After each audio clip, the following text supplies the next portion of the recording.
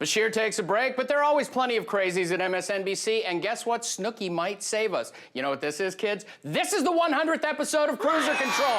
Hey, Sammy's back. Matt's here. My name's Steven Kruiser. Let's start this thing.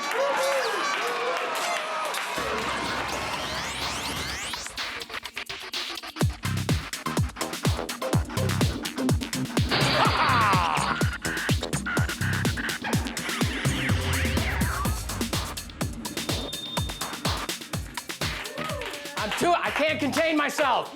You know this is a big deal. Oh, yeah. Sammy came back from the other side of the world. Matt came back from, he helps homeless puppies during the day. That's what he was doing. He came in from that. So a lot of puppies out on the street right now. We begin the big episode with a twist on a new old favorite. Ladies and gentlemen, let us enjoy a little bashing Bashir. Blah, blah, blah. Blah. Marty McMoron had the week off to hand wash Ed Schultz's delicate unmentionables after losing a bet on Who's Dumber. Filling in embarrassingly is Washington Post hack Jonathan Capehart, who did an interview with New York Times Obama lapdog Charles M. Blow. Getting a WAPO guy and a Times guy together produced so much stupid that we decided to make a lowlight reel for you. It's a long one, but hey, after 100 episodes, you deserve a little something extra. I saw Marco Rubio tweeted out today because Barack Obama is in Florida, and Rubio is apparently following the speech, and he says parts of it sound like a left-wing dictator from a third world country. And you know, third world countries, most of these are black and brown people. Exotic, foreign, Indonesia, Hawaii. So when it comes from them, it's a very different thing. And what you're saying is that he is so other than you, and that otherness is not what has made America great. Exotic, foreign, Indonesia, Hawaii. And however, for some reason, because of his particular set of differences, right, it is not un-American, it's very un-American. Exotic, foreign, Indonesia, Hawaii. Some of those can be very nasty reasons. We just cannot get used to the idea that this man is running around the White House and, you know, the daughters have cornrows and he has a black wife. That was the most work I think any hack has ever done to play the race card anywhere. It was exotic, foreign, Indonesia, Hawaii. Charles M. Blow, first of all, he says Rubio has a problem with brown people. We perhaps send him a picture and get him up to speed on that. And now, yes, that's what it's all about. It's not about the policy. It's not about anything. It's about, what is it, guys? 1, 2, 3, racism! Exotic, foreign, Indonesia, Hawaii. We might just keep doing that over and over again. It wouldn't be the 100th episode without the cornerstone our mockery is built upon. Yes, it's Tingle time. Oh, yeah. I'm doing a Tingle wave. We're out of Tingle dances. Somebody got on me last week because they said the Tingle dance wasn't good enough now, because that's a thing, apparently. I have a sneaking suspicion our boy Tingles knew we were celebrating a milestone and saved some of his best gushing for the Lightbringer just for us. This guy's done everything right. He's raised his family right. He's fought his way all the way to the top of the Harvard Law Review. In a blind test, becomes head of the review, the top editor there. Everything he's done is clean as a whistle. He's never not only broken any law, he's never done anything wrong. He's the perfect father, the perfect husband, the perfect American. The perfect husband? Chris, is there something you're not telling us? What do you know about the president that we know? Come on, fess up. Let me know, Tingles. He's the perfect husband. Or I trapper keeper. Mr. and Mrs. Barack and Chris Obama. And he was not editor of the Harvard Law Review. He was the president. As was pointed out by one of the guests, thankfully at least. But that's another mistake Tingles keeps making. Perfect husband, perfect this, perfect that, perfect. He doesn't even use deodorant because he never smells. Because we're fond of therapy-inducing fun here at Kruiser Control, it's time once again for the extended take.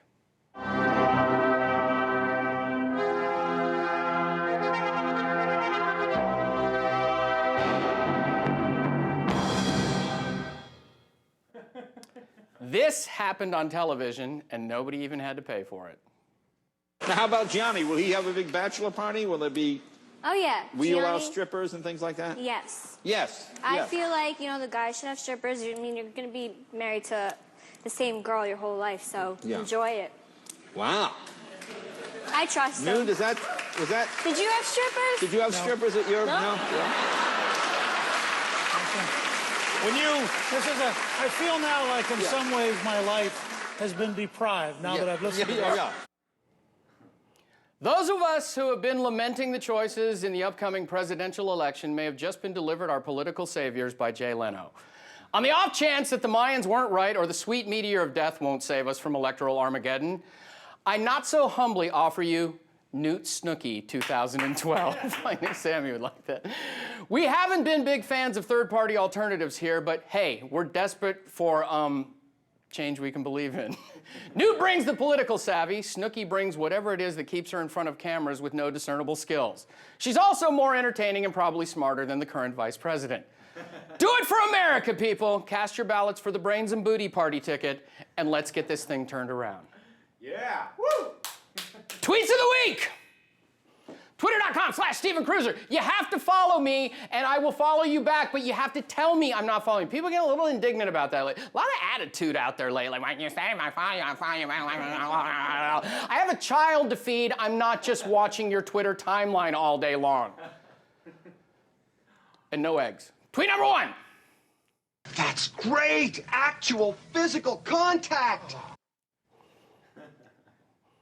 Said by everyone in costume in line for Dark Knight Rises. Tweet number 1. Do you take part in any rituals that involve a dead chicken? Before the show, no. Before a date, always. It's my little secret. And it's why I'm so popular with the ladies. I'm not going to tell you what I do with the feathers. Tweet number 2. Who are you to make their lives bitter in hard bondage? I'm me. Tweet number 2. Where are my car keys? Asked Rob Addison. Oh, Rob, I'm sorry, they're underneath Michael Moore. You're never getting those things back, okay? Tweet number 3. You complete me. That was a gas pain. That wasn't me emoting.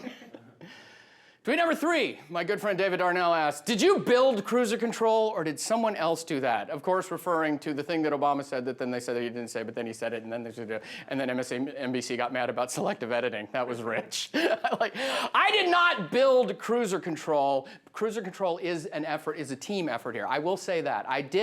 What I bring is the psychosis. Mostly, because everybody else here is relatively normal, which is sad, because if you meet them, you go, woo, and then you meet me and you go, oh, yeah, they're cool. Website, StevenKruiser.com. We have the bonus clips up there later today. We got a couple extras that I wanted to show you. We'll have we'll have the whole Charles Blow thing, because it's exotic, foreign, Indonesia, Hawaii. It's so going to be the new opening to the show now. Also, look for stuff over PJ Lifestyle, PJ Taller, and of course, as always, nothing's changed after 100 episodes, except for the fact that I put the wipe in the wrong pocket where the mic was this week. When you comment, and you got to comment, Twitter people, I'm not going to give you the wipe if you ask on Twitter. I'm really admonishing the Twitter people a lot today, but they deserve it. They've been acting up. Get a little uppity, get a wipey, okay? Comment, you get a wipe. We call them wipies here too. Grown adults every day. Kruiser, you got your wipey? Right after they ask if I have my binky, which is actually a vodka popsicle. This week's comment winner says, referring to our John Sununu thing last week, John Sununu made me laugh. He made me laugh all over my computer monitor. Where's that damn wipe? Oh yeah, I don't have one. That's how easy it is, kids.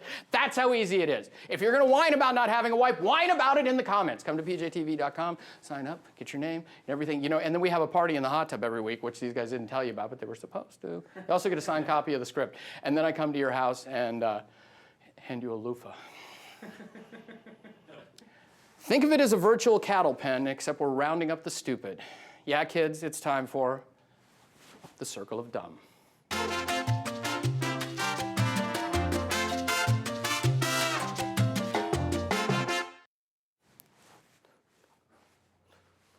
See, until we get the work on the hip cam. I mentioned it last week, we need it again this week. Andrea Mitchell wasn't available for the Circle this week, so we found a guy who looks eerily similar to her. Your winner is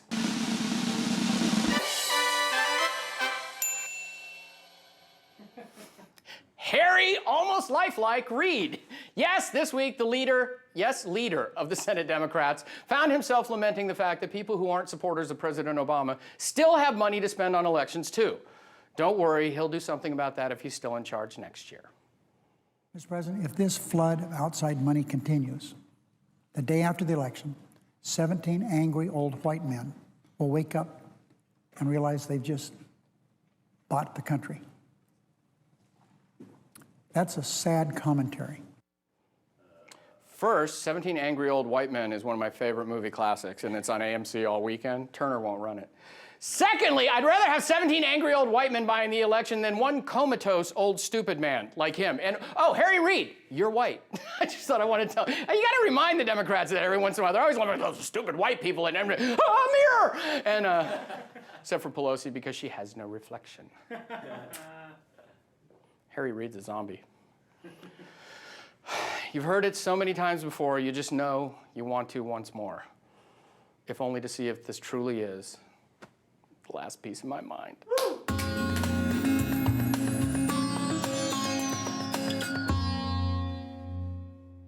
It is a special episode, and sometimes I get angry, sometimes I get serious, sometimes I get just goofy, but this week I'm grateful, and I want to thank everyone involved in the making of this show every week, everyone at PJTV, top down all the way through, but mostly from the bottom of my heart, yeah, I got one. From the bottom of my heart, I want to thank all of you for watching every week, because at the end of every show, I really do mean it when I say, I love you guys.